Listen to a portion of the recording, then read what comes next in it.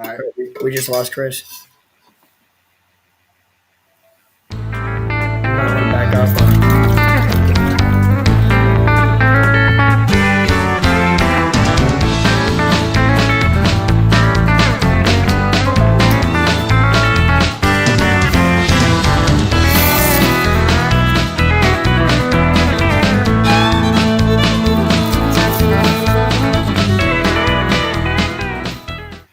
What's up, guys? What is up? Welcome back to Deck Talk Podcast. I know it looks on the video that it's just Norman and myself, but I promise you, we've got a special guest and kind of having a little technicality going on, but we do have audio loud and clear, so you'll find out who that is here in just a second. But if you don't know, I am Colin Burnett. And I am Norman Lee. That's right, Colin. But first things first, we have to talk about one of our sponsors. Actually, our sponsor for this tonight's episode, man. This episode is brought to you by Spear Point Performance Hooks. Hooks proven and tested to put more fish in your boat using their proven V-grip technology. Spear Point hooks will perfectly present lures and provide the most secure connection between hook and fish, giving you the ability to help prevent fish from shaking off. Spear Point hooks are designed to perform and trusted by anglers across the world. You know what? Go to www.spearpointhooks.com. Make sure you use that discount code DECKTALK10. Get that discount at checkout. Again, that's spearpointhooks.com. Don't forget, use that discount code DECKTALK10. See what the buzz is about. Get your Spear Point Performance hooks today. Heck yeah. Now, Norman, I'm going to give you the honors, brother, to introduce our guest for tonight. You've known him for a while, and I've been fortunate to know him for the past 2 years and be able to talk to him at ICAST for a little bit. And man, it's just an honor to have him on. So tell us who it is, brother. Yeah, man, our guest tonight, Colin, we've been excited about this guest since we got him locked in. But here we go, guys. Our guest tonight has 8 career wins as a pro. He has 41 top 10, 61 top 20s. He has 2 Red Crest appearances. And get this, guys, ready for this? He is the 2012 Bassmaster Classic champion. The one, the only, the legendary Chris Lane. And I'm sure Chris is going to be along. So we actually, before we went live, guys, we had Chris on, and he's having some, I guess, connection or some video technicalities. So we lost him right before we went live. So he ought to be coming back on here. He's on. Oh, is he? Well, I don't see him on mine. No, he's not. The audio or the video's not, but his audio. Okay, I got you. So we're just gonna run with it like that. I got you. All right, my bad. So what's going on, Chris? How you doing, brother? Man, it has been something that since we started this podcast, you've definitely been one of the guys that we wanted to pick your brains on and just be able to talk some fishing. Because one thing, I enjoy talking fishing with you while we're at ICAST, and so I'm ready to get this show going. And let's start picking your brain if you don't mind, brother. All right. Now, when did you first get the love of fishing?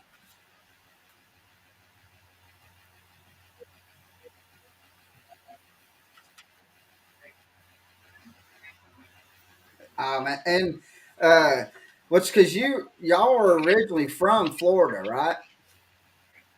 Now, did you grow up like just fishing like canals, or was it did you have like some like lakes and stuff like that you mainly hit?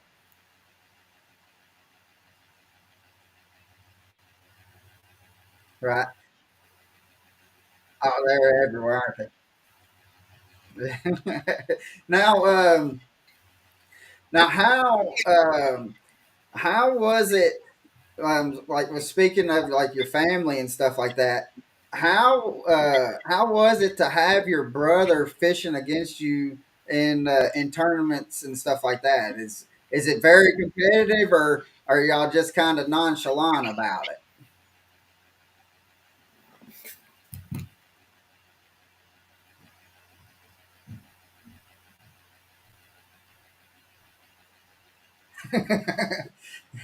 Yeah, because we uh, we got the privilege to be able to talk to, was it Corey Johnson, and he said that he he loves fishing against his brother, and just so he just wants to be able to beat his brother. That's his main goal at every tournament, is that he's got to beat his brother. So,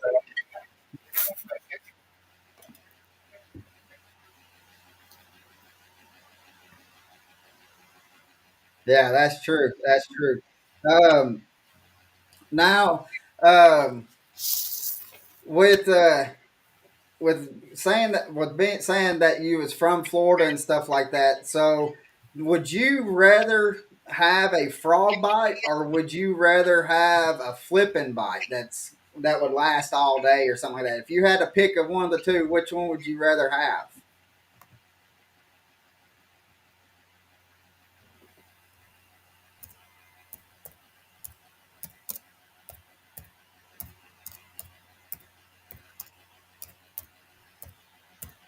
Yeah, well, and I seen a video that you posted uh, not too long ago, to where you were, I mean, you was just over a bunch of matted grass, and there was just little potholes and stuff in the grass, and you was like, "I'm going to make a bomb cast over," and and you said something like, "If I knew that if I can get a long cast out there, that I was going to catch a fish," and you was talking about that you just went pop, pop, and that second pop, they just nailed it, and you pulled in. I don't know how big it was, but it sucker was a pretty decent fish, for especially from our neck of woods, being around here in Chattanooga and Chickamauga and Nickajack. So, so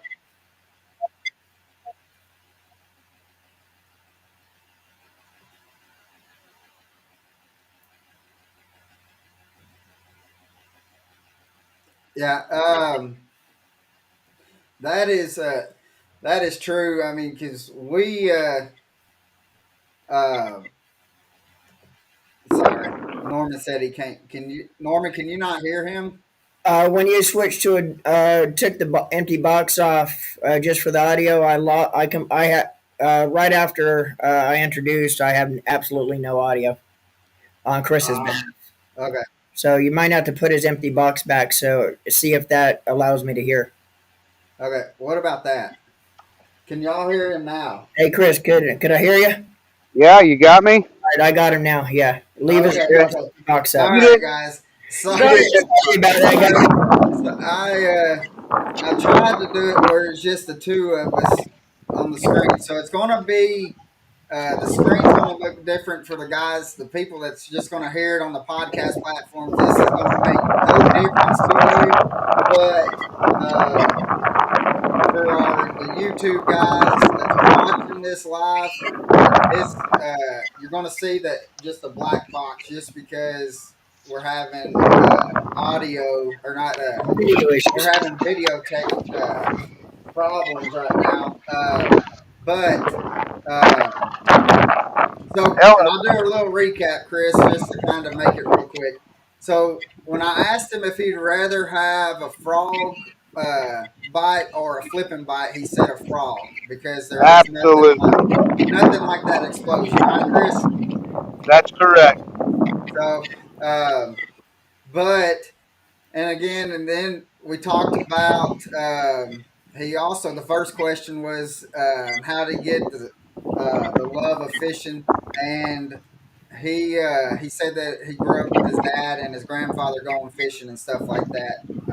Was how he got started. So that's kind of a cliff note version of it. So sorry guys, for that was my bad on that aspect. So, but so how important, Chris, is it to have good equipment on your boat while you're out there fishing? Oh, it's so important. You know, when you're in the heat of the moment and you've got that last minute, you know, spot in your head, or the last, 10 cast or whatever, you want to make sure you're able to to execute that in order to give you the best chance to win. Exactly. Now, now can let's talk a little bit because everybody that knows Chris Lane and or knows of him knows that if you see Chris Lane, you're going to see power poles all over your chest and on your boat and on your truck. And Um, and shaved in the back of your head if you need to. so if how critical is power poles to have on your boat? Because it seems to me, and Norman and I've talked about it, that they literally, like their saying is total boat control. And now it seems like they really have a total from the bow of the boat to the stern of the boat. They have control. You, they have equipment to be able to control that boat and put that boat wherever you need that to be able to make your next cast. Oh, absolutely. And with the new power pole move trolling motor, it's so quiet, durable, strong. It's everything anybody's ever wanted a trolling motor to be. It's all that plus more. You know, you can adjust all the settings on the power pole app on your phone. Anything, like, you are in control of all of your products, from your power pole to your power pole charge, you name it. From the Sea Monster, networking, that it just makes your life easier on the water and gives you a better opportunity to enjoy your day and not have to worry about anything going wrong, because when they bring something out, it's the best. Yeah. Yeah, and that is one thing that we've talked to you about, especially like in at iCast and stuff of the quality that Power Pole comes out with, and I've had friends and stuff that has a boat that has, which I don't want to name any names, but has had other kind of poles in itself, and we've had pretty good wind, and they ended up bending, or some of them even broke one of them. The quality that Power Pole puts into their product is by far the best product that is out there on the market. Oh yeah, the power poles are just, there's only one power pole. There's only one shallow water anchor that is, that needs to go on your boat. And of course, it's the power pole, because it doesn't break, lifetime warranty on the spike. I mean, it just gives you the confidence that it can stop your boat. You can catch more fish. It just, once you put one on your boat, you'll never take one off. And then once you put one, more than likely you're going to put two. Oh yeah. That's that's usually how it goes, and Yes, sir. but but it's been interesting watching your career and being able to see really like how you you can almost see like you're transitioning and you're thinking of while you're out on the water to what's going to be the next big catch for me. And so, with that being said, what has been the most memorable catch for you in a tournament? I know you might have had a bigger fish with being down in Florida, but what has been the most memorable catch? It might not even be a big catch fish, but Yeah, I would have to say, there's two that resonate with me that are equal, and it was catching that fish to win the classic, and then that one to win Kissimmee this year. yeah, Right there with a minute left or something like that. yeah, That that one will go down in history. And of course, the one where people thought I might have had a backlash, and that was another one in the same tournament, and I ended up hand lining a 5.5 pounder. And so those three right there, I'll never forget. yeah that one on Kissimmee was, I think, that shocked the whole fishing world when that when you got that one in, and and I know that Norman and I, we were hooting and hollering and screaming and stuff like that when we seen it, and it sure was a blast to watch, especially the excitement that when you knew that you got it. Uh, that definitely to me that was my one of my favorite catches that you've had that I have seen. Yeah, that was a funny one too because that was when we just switched over to the all you or to the five fish format, Right, and I was trying in my head, I was trying to fish, but at the same time, I needed 4.5 pounds or something like that, and I was thinking, okay, I got to call my 3 pounder, and so then I was thinking, okay, I need like a seven something, and at the end of the day, that not being the case, and that's why the excitement was there. right. And we do have a question from Michael Lindo. I don't know. He's from the Everglades. I don't know if you know Michael or not, but his question is, what would you recommend the anglers to do to save Okeechobee, South Florida water management is keeping her above 16 foot and FWC over the spray? Boy, that's been a conversation for years and years and years. Yeah, The most important thing is just keep working hard on it. Just keep, you know, staying with it, and talk to your congressman, talk to Rubio, talk to the senator down there. Do what send them messages. The only problem that you've got is those sugarcane companies. They've got so much pull, and what how that gets managed down there. So that's a big that's a big monster that I don't know that it's like I don't know it's something that you just got to stay with it. right. So hopefully that helps you out, Michael. Um, now, what about um, Lawrence? You have Lawrence on your boat as well, correct? That is correct. Now, and you, what do you have the HDS 12s on? HDS 12 Pros. 12 Pro. And I, if I'm correct, I assume that you have the Lawrence Active Target 2.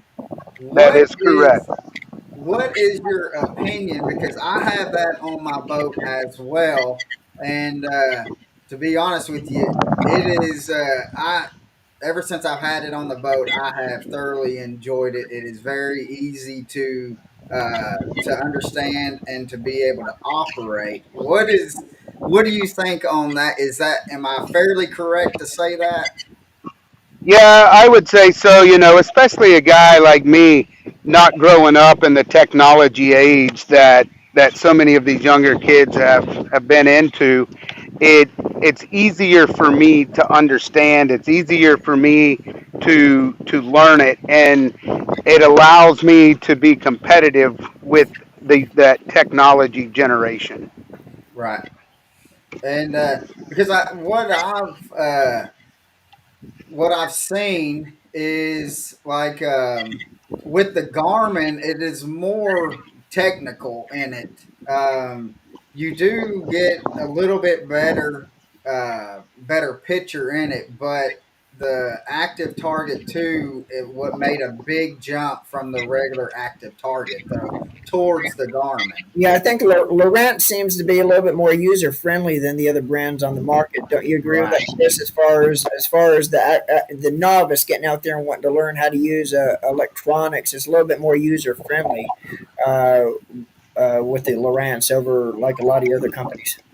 Oh, absolutely. Yeah, Now, Norman, I've been asking all the questions. Do you want to ask? I tell you what, um, no, you're good. I'm just enjoying listening to what Chris has to say and taking in some knowledge, man. I've known Chris for a long time, and it's just an honor to be able to sit back here and listen to some of the stories and the way he approaches his day. But I want to jump into the classic, man, because back in 2012, I think Chris won the classic, and like a lot of other anglers that win the classic, it pretty much changes your whole life and your whole career. But let's jump into that, Chris. How did it feel, man, when the final two guys was standing on stage and the confetti started falling over your head, man? That must have been. I know it was a dream come true for you, but what was going through your mind right then? Just a life changing experience. I think the biggest thing was I was just so happy to be able to give back to my family that supported me the whole time, and chasing a dream that, man, is it was a dream come true, and to give back to the sponsors that supported me through it, and that allowed me to be able to do, you know a dream that I didn't know would ever come true. Just being at the classic was a dream, but to actually win it was, man, like you said, life changing. Yeah, exactly, man. And I know you're a big family man. Family is very important to you. But I'll tell you, I mean, from my standpoint, sitting back and watching it back then, my biggest memory of the classic, and I know you're really close to your two brothers that actually is fishing, pretty much most of your career and their career, on the touring with you, Artie and Bobby. But my biggest memory of that classic is when I think the MC or the weighmaster at the time, I can't remember if it was Mercer back then or not, but my biggest memory is before the weighmaster was able to step aside, Bobby come running because Bobby had a great finish that day too, and he was actually backstage. I think he was close to the Super Six, if I'm not mistaken. But he comes running backstage and gives you the biggest bear hug that I think anybody could ever receive. That's my fondest memory of you winning that thing, is seeing Bobby come running up before anything else, and you two just embraced. Yeah, and if you don't think Bobby can't give you a bear hug, Lord, I'm telling you what, it was a win for both of us. It's a Yeah. dream of both of ours, and it was awesome. Yeah, I actually heard a story about you guys prior to either of you winning a championship, and maybe you could kind of tell us if it's a true story or not. But before either of you won a championship, you guys had a little deal going. Whoever won their first major tournament would pay the others entry fees the whole next year. Now I don't know if that's a story. I heard from a couple of good sources, but could you elaborate on that? If you had to pay Bobby's entry fee the next fees the next year? I had a little bit of extra money then, though I was able to pay those entry fees. How's that sound? Oh, that sounds pretty good. Yeah, like I say, I heard that through the grapevine. Now I don't know if it's true or not, but I figured I'd bring that up because it's a pretty cool story. But anyway, man, that was awesome, dude. A very memorable classic. Yeah. Thank you. Yeah, I'm ready to do it again. Yeah. Now, is is there anything? Uh, does fishing in the classic, does it compare uh, to going like to the Red Crest and stuff like that? Because I've been to a couple of the classics and I know how big of a stage that is. I've never been to the Red Crest. Um, so is the atmosphere? I guess is about was what I'm trying to say. Is the atmosphere about the same to where it's so pumped up that I mean it's just exciting to be at? Well, it's different. They do a weigh in, and ours is the Red Crest is all done live, and Right. and knowing you catch that moment, two different ways. You catch it on the water with Red Crest, and then you catch it in the auditorium as with the classic. So it's kind of two different animals. Right. Right. So, what what the experiences that you've had on as the Red Crest? Would you like to be able to have that the Red Crest trophy sitting next to it, or would you? Absolutely. Don't like I'm not even gonna We look. don't need to go any further than that. Yeah, absolutely. So, but if out of the classic trophy and would you rather have another classic trophy or let's say even a Red Crest trophy? Would you rather have one of them or would you rather have an AOY trophy? Oh man, you know, those are two different. There again, two different animals. I mean, an AOY is something that I don't have. That I tasted it this year, and then fell out there towards the end. But that's a pretty awesome deal. But to let's talk about money. I mean, there's a big difference in AOY, and then there's a big difference in a classic or Red Crest. True, that is true. Uh, now, um, one thing that for me it's easy to spot you out in a parking lot because you got one of the prettiest looking trucks that's out there in pro fishing. Um, what made you decide to go with that truck over any other trucks that's in the market? Well, a Chevy 2500 can't be beat. I've run them since I was 17 years old, and in fact, I got my first one, and then I had to trade it in when I started fishing because I got to get a motorhome because I had my wife and kids traveling with me. And then when I went back to it after I won the classic Bob Hembry Chevrolet back in the day, we had a nice deal going there, and then he sold, and then another dealer came in, and we were with them. So I've had one the entire time, and then Gunnersville Chevrolet up here, hands down the best dealership that you can go to when it comes to service and everything. But as far as the truck, I mean, it just doesn't leave you on the side of the road. Yeah, and that's the main thing. I mean, because y'all are just not fishermen. I mean, y'all are practically like truck drivers. I mean, I drive an 18 wheeler for a living, and but you're just out on the road just as much as I am when it's tournament season time. Oh, absolutely. I mean, we burn up the highways all the time, even outside of the tournaments, because Right. you're having to do sponsor events and whatever crosses your path that you need to go to. A lot of the times, you don't have time to grab flights and stuff like that, so you just jump in your Chevy and take off. And that's it. Now, another question that we got from Michael Lindell says, "How does the TV fishing world move forward with forward-facing sonar? Uh, it's just boring to watch on TV." Yeah, I think that's been a massive impact on people watching. I'm not up to date on where it all stands with the leagues, and I know I was in heard a little bit about it when they were all coming out with it, but that's kind of out of my realm. Right. I would say I think that has a big part to do with scheduling. Yeah. Now, another question is, what is your favorite lake that you fished in tournament trails?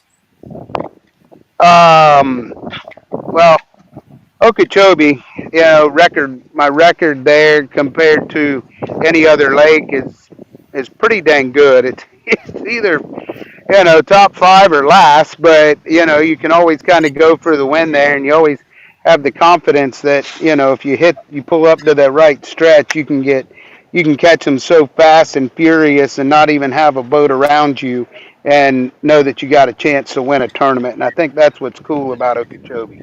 Right. Now, how, well, speaking of Okeechobee, is like, how do you go about like breaking down a lake like Okeechobee? Because you go down the shoreline and stuff, and everything looks like there's going to be a 10-pounder right there. So, how do you go about breaking down a lake? to Well, be able you have to, yeah, you have to just keep going until you find fish. There is no rhyme or reason to it. And then you find out everything, that where you caught those fish, and then kind of relate to that and see if you can't, run down the lake and find a lot of the same stuff. right. So, Norman, you got any more questions? Yeah, man. I know you do, but I Yeah. know you just enjoying. But I don't. I just don't want to be the only one chit No, chatting. man. I could chit chat with I Chris got all day Chris long. good So questions, man. But Chris is an open book. He always has been. yeah, But you know what? I got one here. As far as it's usually our last question that we usually ask, but we're going to dive right into it. Uh, you know what, Chris?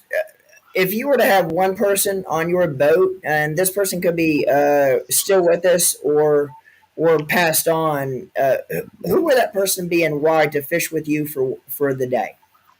Yeah, well, I still get to fish with my dad. Fortunately, I'm gonna head down there in Thanksgiving and fish with him. So, that's a blessing in itself. But to have the success and the uh, the career that I've had, you know, my grandpa would take me and my brothers, and dude, I can't even go into all the stories that and the memories that we have from that, both with my dad and my granddad. But he was a Marine in the Korean War, and there really wasn't any filter right. through anything. Mm. So that'd be cool to have him, just to sit and talk to him a little bit about it. Yeah, Yeah. and your dad's a great man too, and I've actually had the privilege and honor of being able to talk with your dad quite a bit about 12 years ago, back when I worked for one of the marinas there in Lake Placid. Your dad called me one day, and I think it was one of your old boats that he had, and I think he had a bunch. He was trying to redo the seat and.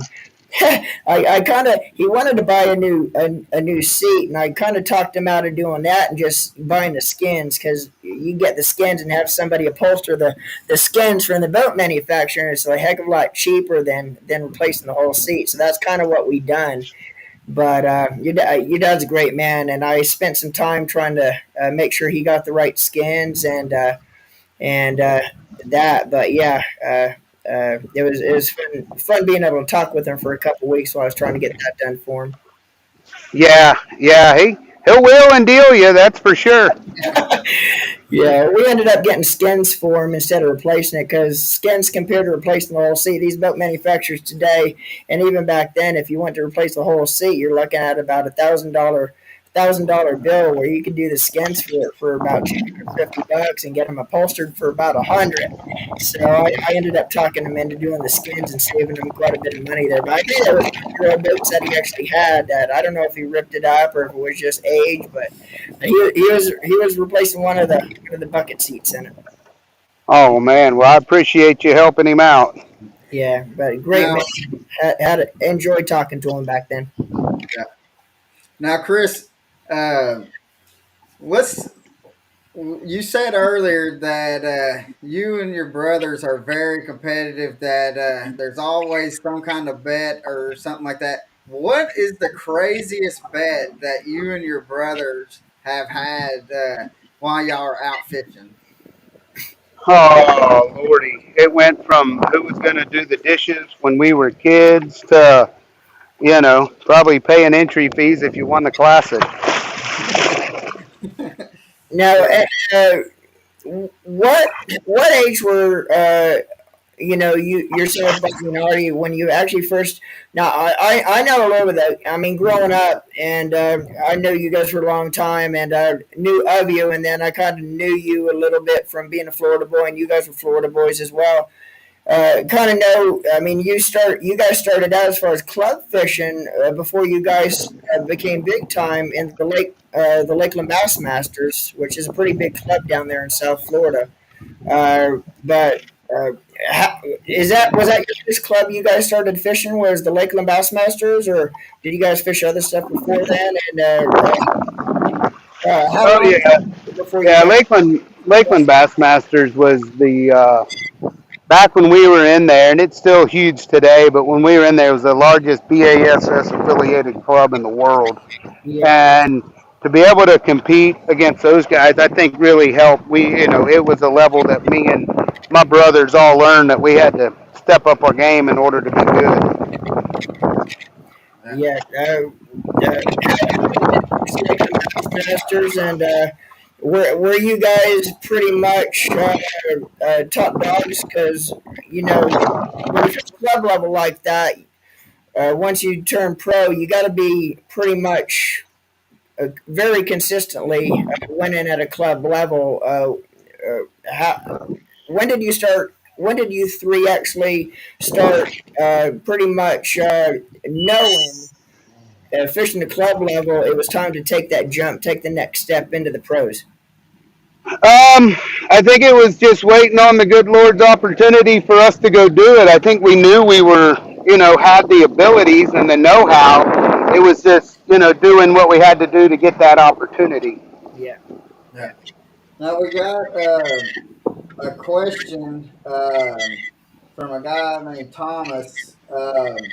He said he's got a son that is fishing high school. What would be the best information or best advice that you would give to a high schooler that's trying to make a career in fishing?